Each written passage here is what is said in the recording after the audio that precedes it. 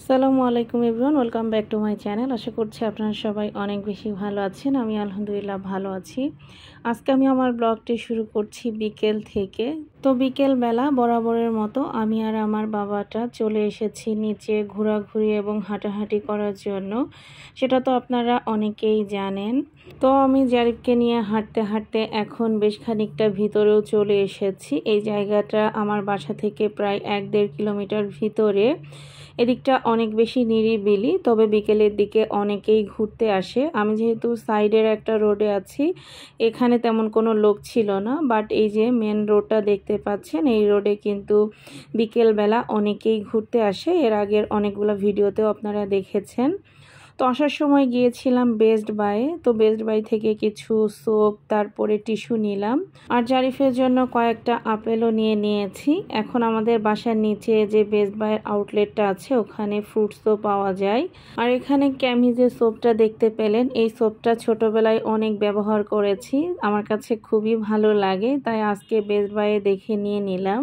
আর এখন হচ্ছে গিয়ে রাতের বেলা, জারিফের বাবা মাত্র অফিস থেকে এসেছে। এদিকে অফিস থেকে আসার সময় সে আমার পছন্দের এই জামরুল এনেছে এবং সেভাবে বাটিতে করে ধুয়ে জারিফের কাছে দিয়ে বলেছে, তোমার মাকে দাও, এটা তোমার মা খেতে খুব পছন্দ করে। তো এটা দেখে তো মনটা খুশি হয়ে গেল। তো আমি আর জারিফ দুজনে বসে বসে এটা খাচ্ছিলাম। আলহামদুলিল্লাহ, বছরের প্রথম জামরুল খেলাম। আর এটা হচ্ছে গিয়ে পরের দিন সকালবেলা আমি ঘুম থেকে উঠে চলে এসেছি ছাদে। দেখছিলাম গাছগুলোতে পানি দেওয়া লাগবে কিনা, যেহেতু আমি সকালেও পানি দেই। তো গত 2 দিন ধরে বৃষ্টি হওয়ার কারণে গাছে পানি দেওয়া হচ্ছে না। তো দেখলাম যে আজকেও গাছে পানি দেওয়া লাগবে না, কারণ দেখতেই পাচ্ছেন মাটিগুলা কিন্তু ভেজা আছে।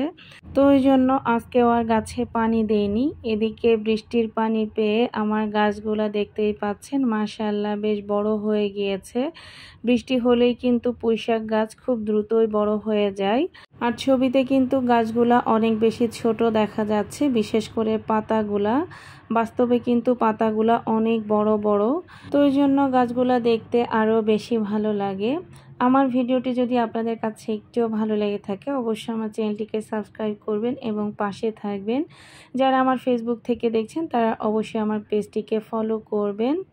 তো এদিকে আমি আমার বেগুন গাছের ডালগুলো একটু একটু করে কেটে দিয়েছিলাম। তো এদিকে দেখতেই পেলেন আমার বেগুন গাছে কিন্তু বেশ কিছু ফুল এসেছে, হয়তোবা সামনে বেগুন আসবে ইনশাল্লাহ। আর এদিকে মরিচ গাছেও প্রচুর পরিমাণে ফুল এসেছে।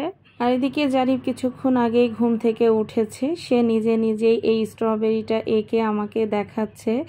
মাশাআল্লাহ, খুব সুন্দরভাবে স্ট্রবেরি এঁকেছে আমার বাবাটা। আর এদিকে সে তার নামও লেখা শিখে গিয়েছে, যদিও নাম লেখার সময় আমি বলে দিয়েছিলাম যে এইটার পরে এইটা লিখো, তো ওইভাবেই লিখেছে আর কি। আর রাতের জন্য এখানে আমি মিষ্টি কুমড়ার চাক ভাজি করেছিলাম, আর আলু, বেগুন, করলা দিয়ে চিংড়ি মাছ শুটকি রান্না করেছিলাম।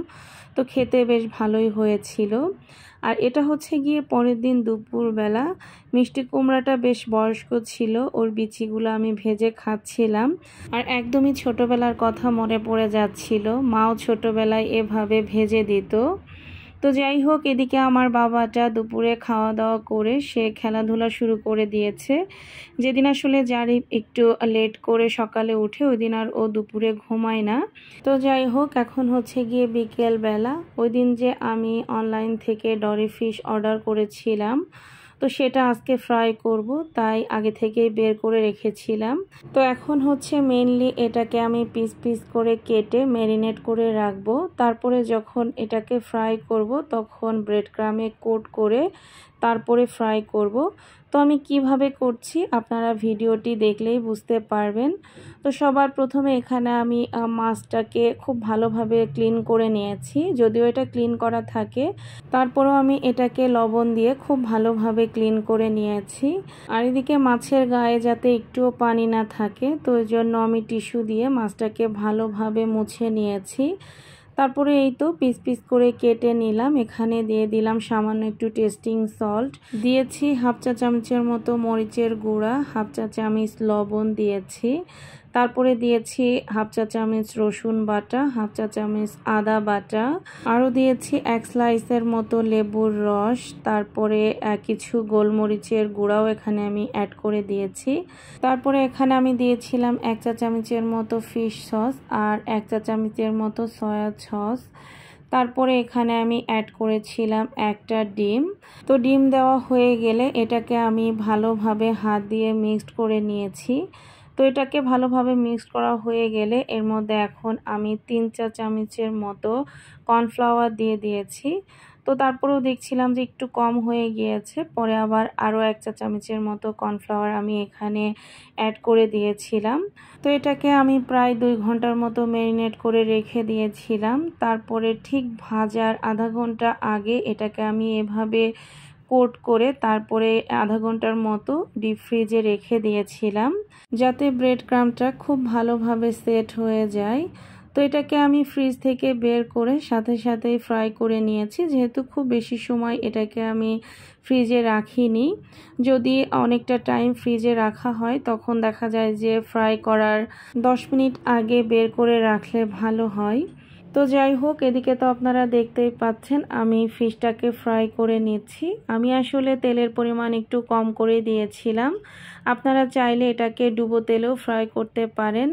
আসলে দেখা যায় যে এগুলো ফ্রাই করার পরে যে তেলটা বেঁচে যায় অনেক সময় আমার ওই তেলটা নষ্ট হয়ে যায়, তো ওই জন্য আমি একটু কম করেই তেল দিয়েছিলাম।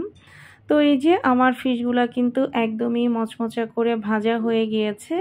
ফিশটা উপরে খুব মচমচা আর ভিতরে কিন্তু একদমই সফট। আর এদিকে ফিশ ফ্রাই করার আগে আমি এখানে কিছু নুডলস রান্না করে হটপটে রেখে দিয়েছিলাম যাতে ঠান্ডা না হয়ে যায়। আর আজকে রাতে এটাই আমাদের ডিনার ছিল। আলহামদুলিল্লাহ আমরা খুবই মজা করে খেয়েছি। বিশেষ করে ডরি ফিশটা তো খুবই মজা ছিল, এক কথায় অসাধারণ। এর আগে আমি রেস্টুরেন্টে খেয়েছি কিন্তু বাসায় কখনোই তৈরি করে খাওয়া হয়নি। আপনারাও চাইলে ট্রাই করে দেখতে পারেন, আশা করছি আপনাদের কাছেও খুব ভালো লাগবে।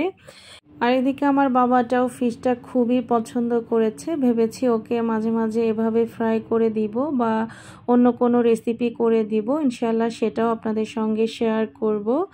আর আপনাদের কাছে রেসিপিটা কেমন লেগেছে অবশ্যই কিন্তু কমেন্টস করে জানাতে ভুলবেন না। তো আজকের ভিডিওটা এই পর্যন্ত। সবাই ভালো থাকবেন, সুস্থ থাকবেন, আমাদের জন্য দোয়া করবেন। আল্লাহ হাফেজ।